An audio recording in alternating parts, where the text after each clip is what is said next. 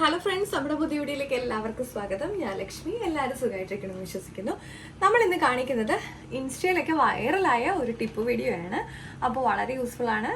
അപ്പോൾ നമുക്ക് വീഡിയോയിലേക്ക് പോവാം. നമുക്ക് സവാള സൂക്ഷിക്കാനുള്ള ഒരു സൂപ്പർ ടിപ്പാട്ടോ പറയുന്നത്.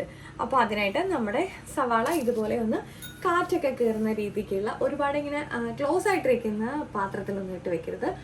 ഇതുപോലെ കുറച്ച് എയറൊക്കെ നന്നായിട്ട് സർക്കുലേഷനുള്ള നമ്മുടെ തട്ടിലായിരിക്കുമല്ലോ നമ്മൾ ഉപയോഗിക്കുന്നത്. അപ്പോൾ അതിൽ നമ്മുടെ സവാളയൊന്ന് ഇട്ട് കൊടുക്കുക. നമുക്ക് നമ്മുടെ ന്യൂസ് പേപ്പർ കൊണ്ട് ചെറിയ ചെറിയ ബോൾസ് ഒന്ന് ഉണ്ടാക്കിയെടുക്കണം.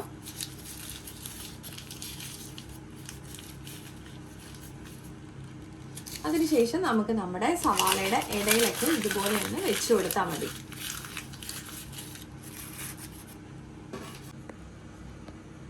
ഇപ്പൊ നമ്മൾ പേപ്പറൊക്കെ വെച്ച് കൊടുത്തിട്ടുണ്ട്. അപ്പൊ ഇതുപോലെ വെച്ച് കഴിഞ്ഞാൽ നമ്മുടെ സവാള എത്ര ദിവസം വേണമെന്നുണ്ടെങ്കിലും നമുക്ക് ഇതുപോലെ മോശമാകാതെ സൂക്ഷിക്കാൻ പറ്റും.